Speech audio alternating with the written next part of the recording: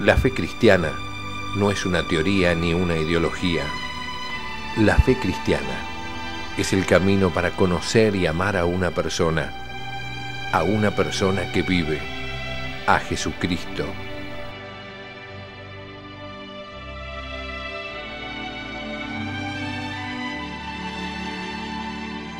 La fe cristiana, un curso del Instituto de Formación Teológica por Internet que quiere ayudarte a crecer en el amor a Jesús, nuestro Señor.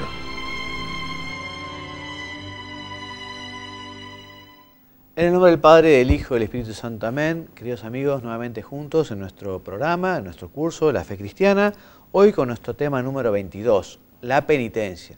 El primer programa, son dos los temas referidos a la penitencia, tema 22 y tema 23. Sabemos nosotros que después del bautismo el hombre todavía está propenso al pecado, es lo que se llama la concupiscencia, todos estamos inclinados hacia el pecado. Si bien efectivamente el bautismo nos ha liberado del pecado original, tenemos que seguir luchando con esta realidad del pecado.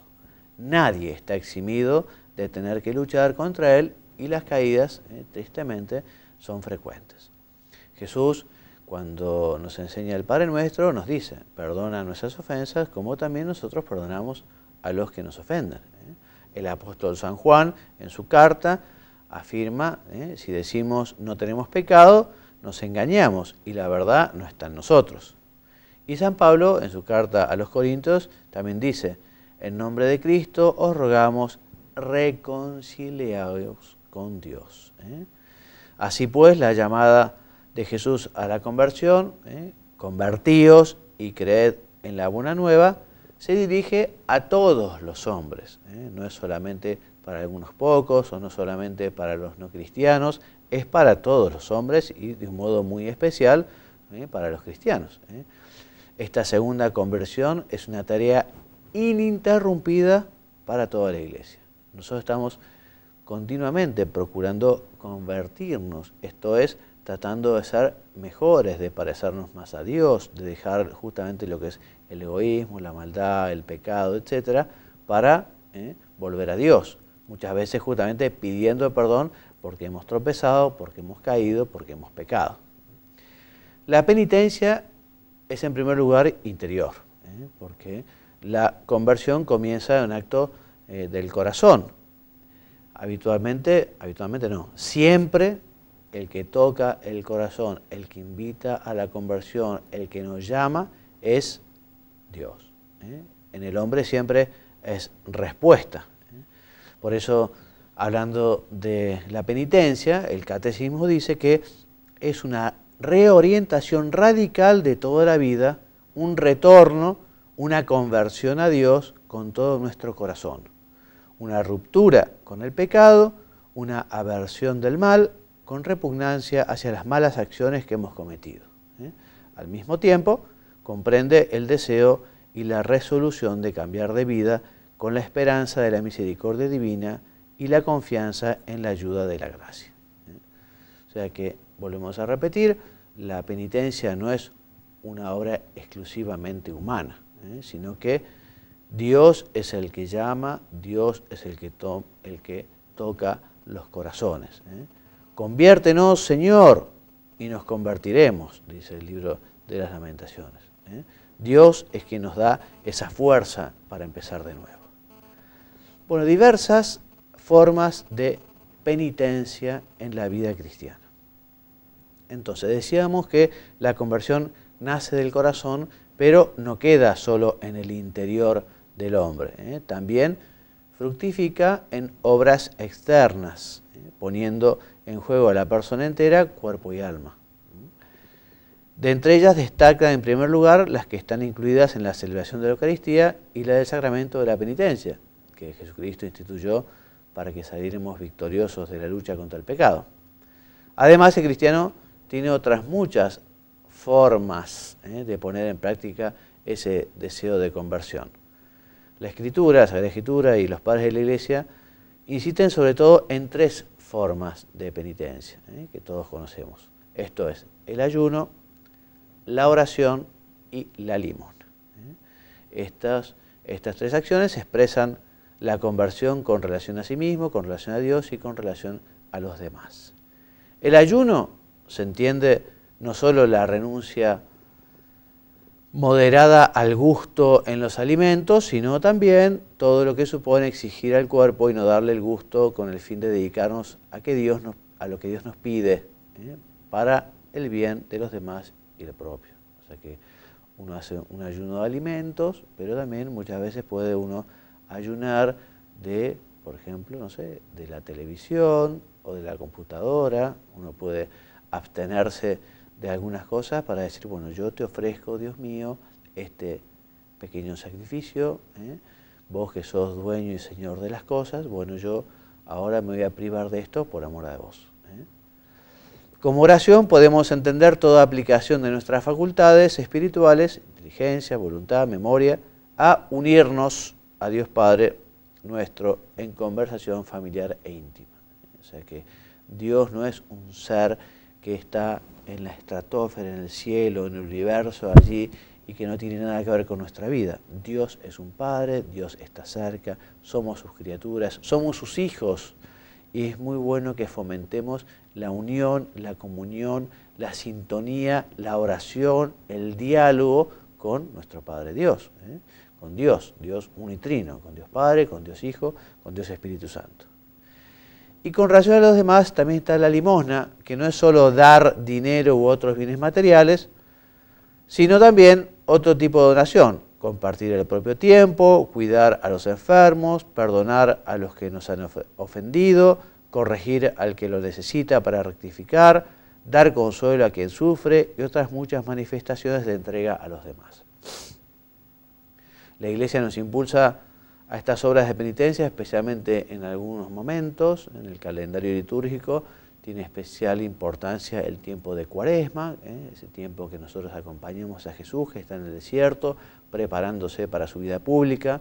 Y también todos los viernes del año, son días de abstinencia, son días en que nos invita especialmente a estar unidos a Jesús, en esa memoria de su muerte, de su pasión y muerte. Bueno, respecto del sacramento, el sacramento de la penitencia y reconciliación. Algo que es lógico, pero me parece que no está de más recordarlo, es que el sacramento de la penitencia está íntimamente ligada a la virtud de la penitencia. Para que haya perdón tiene que haber arrepentimiento. Si no hay arrepentimiento del corazón, si no hay deseo de conversión, por más que uno quizás diga sus pecados y reciba la absolución, si uno no está arrepentido, no hay perdón. No hay perdón porque no hay arrepentimiento.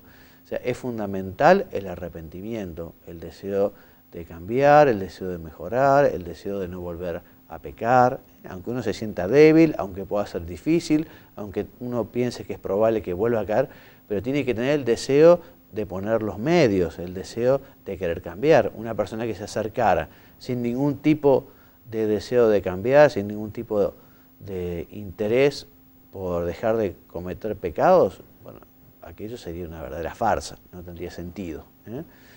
El Catecismo, en su número 1446, nos dice que Cristo instituyó el sacramento de la penitencia en favor de todos los miembros pecadores de su Iglesia, ante todo para los que después del bautismo hayan caído en el pecado grave y así hayan perdido la gracia bautismal y lesionado la comunión eclesial. Este sacramento de la penitencia ofrece a estos una nueva posibilidad de convertirse y de recuperar la gracia de la justificación. Jesús, sabemos, durante toda su vida pública, no solo exhortó a los hombres a la penitencia, sino que acogió a los pecadores y los reconcilió con el Padre. Al dar el Espíritu Santo a sus apóstoles, lo recordarán, aquel día de su resurrección por la tarde, ¿no? Les dijo, recibid al Espíritu Santo, a quienes perdonéis los pecados les serán perdonados y a quienes los retengáis quedarán retenidos. O sea que les dio esta misión a sus apóstoles. Es un poder que se transmite a los obispos, que son sucesores justamente de los apóstoles, como pastores de la Iglesia, y a los presbíteros, que son también sacerdotes del Nuevo Testamento, colaboradores de los obispos en virtud del sacramento del orden sagrado. También enseña el Catecismo, en el número 1442. Cristo quiso que toda su iglesia, tanto en su oración como en su vida y su obra, fuera el signo y el instrumento del perdón y de la reconciliación que nos adquirió al precio de su sangre. Sin embargo, confió el ejercicio del poder de absolución al ministerio apostólico, o sea, a los apóstoles, a los obispos, a los sacerdotes. Respecto del nombre de este sacramento, los nombres son diversos según se ponga de relieve un aspecto u otro. Por ejemplo, se lo denomina sacramento de la penitencia porque consagra un proceso personal y eclesial de conversión, de arrepentimiento y de reparación por parte del cristiano pecador. Se lo llama sacramento de la reconciliación porque otorga al pecador el ámbito o el amor de Dios que reconcilia. El amor de Dios que perdona, el amor de Dios que sana.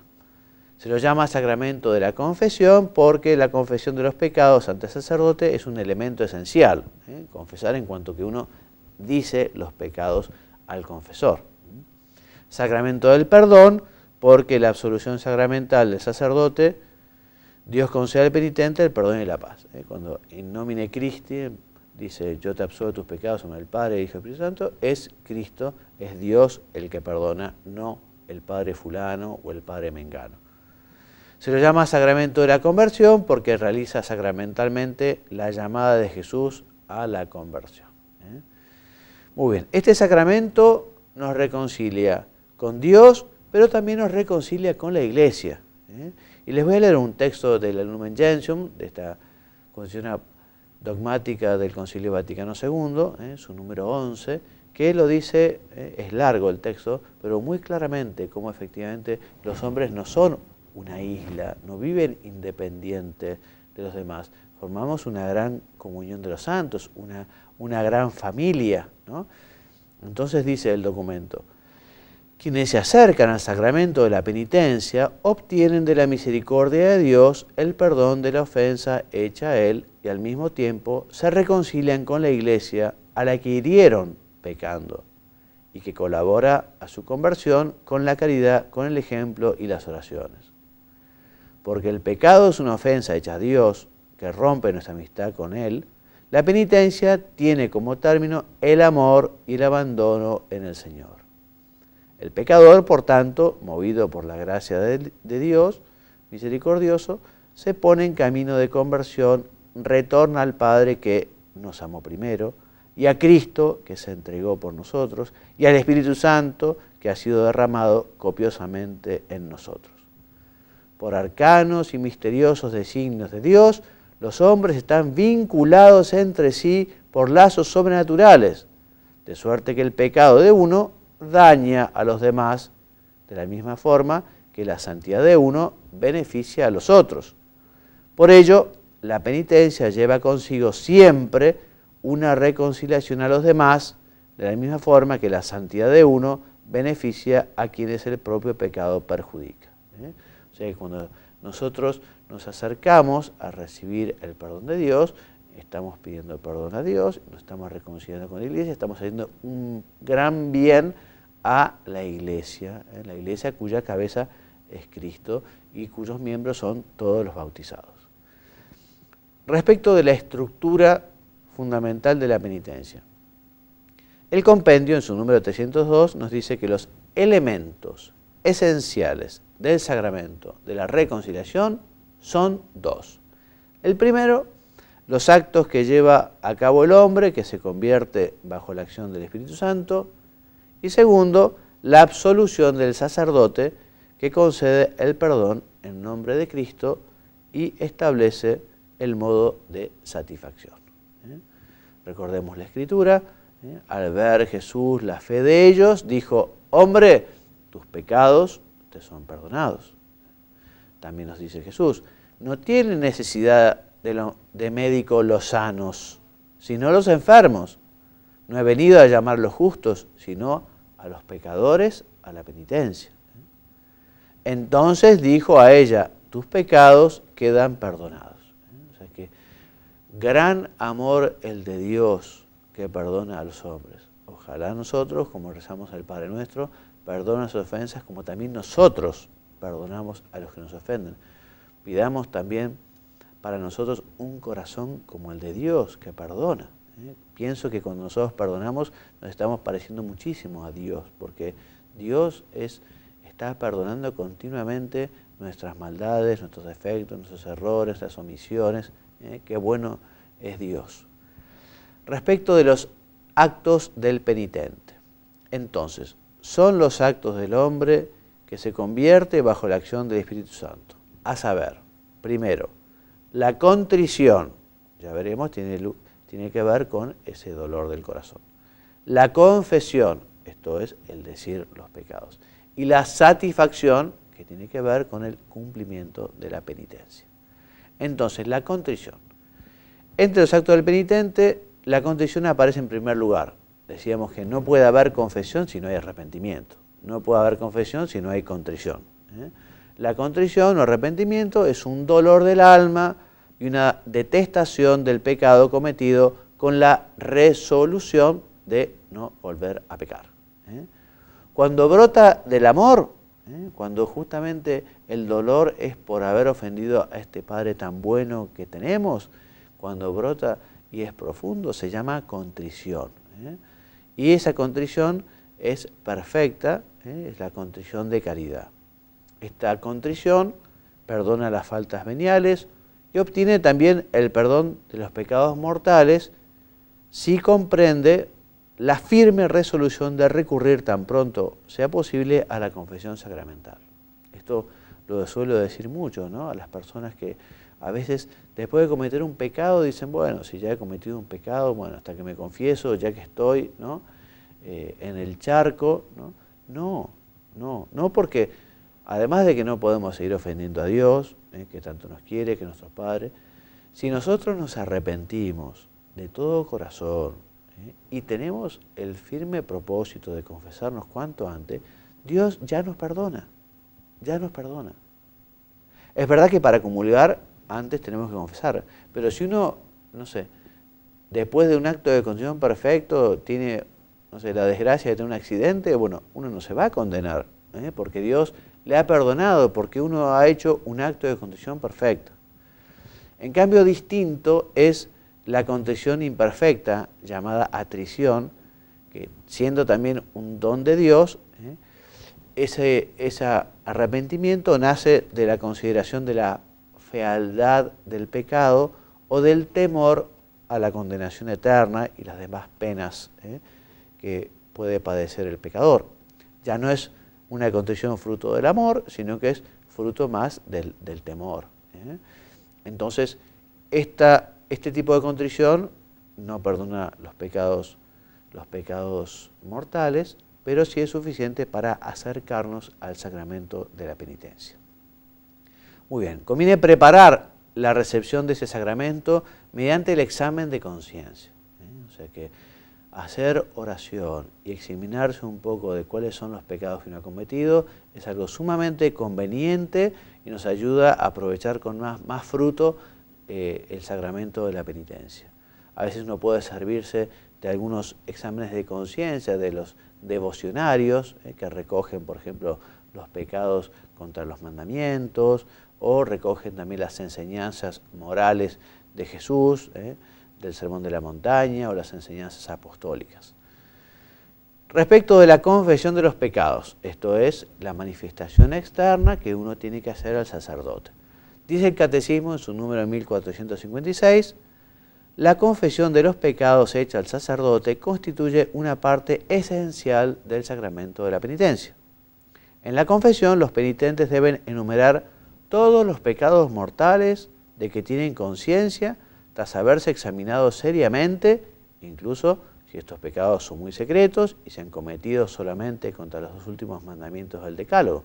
Pues a veces estos pecados hieren más gravemente el alma y son más peligrosos que los que han sido cometidos a la vista de todos.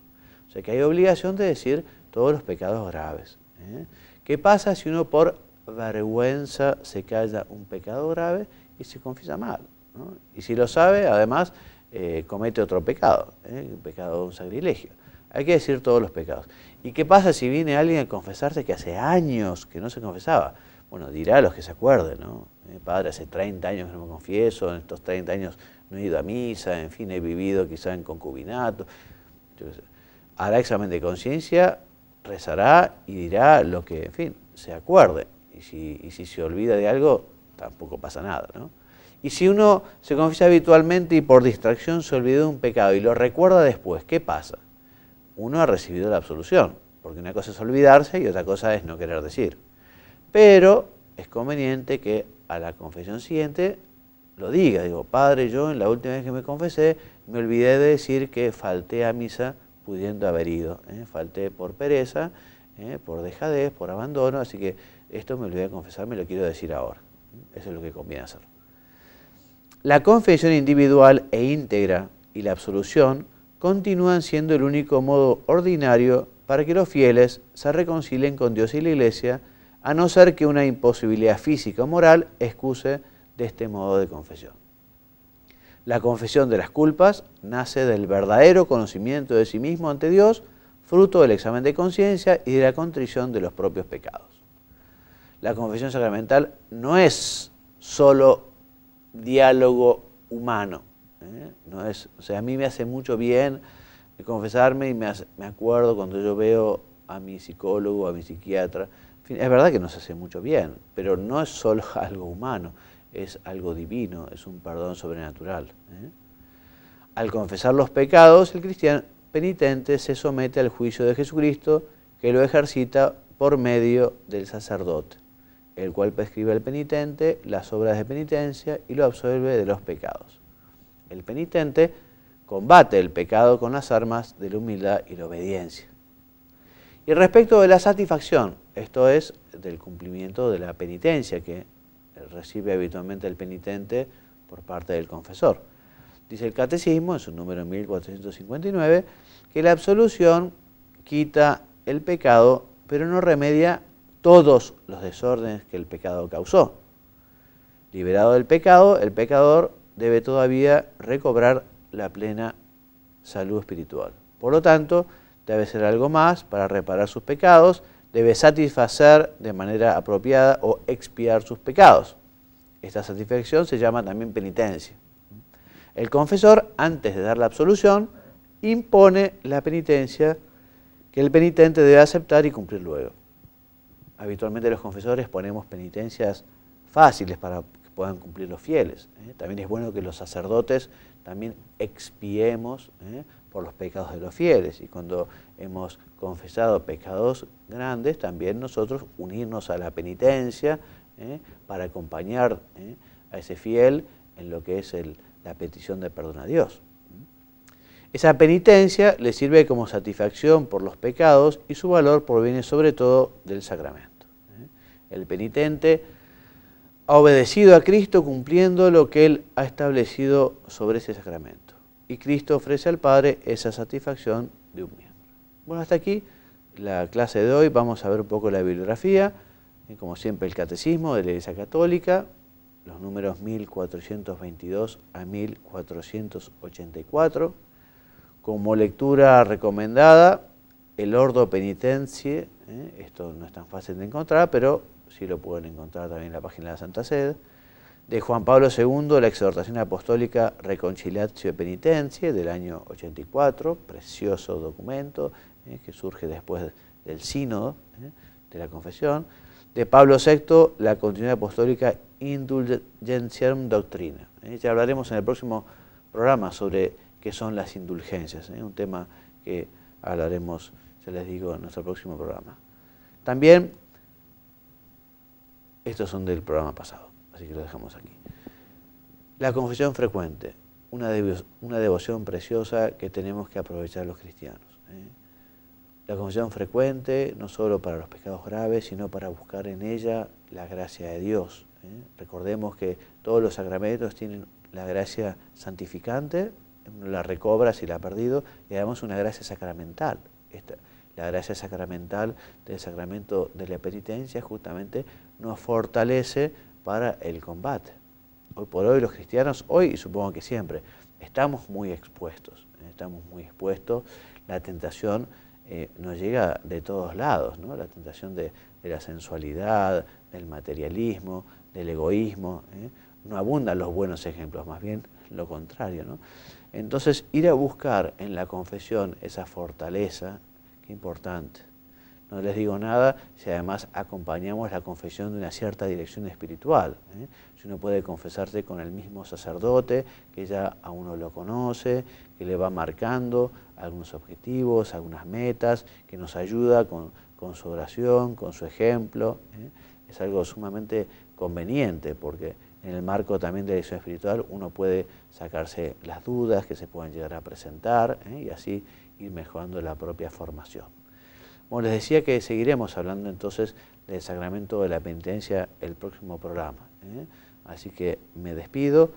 Como siempre, pueden escribirme a juanmariagallardo@gmail.com si alguno quiere sacarse alguna duda, quiere manifestar algo, estamos siempre en ese correo electrónico. Bueno, muchas gracias por la compañía. Me despido, envío la bendición, que Dios los bendiga y los haga muy santos. Amén. Muchas gracias.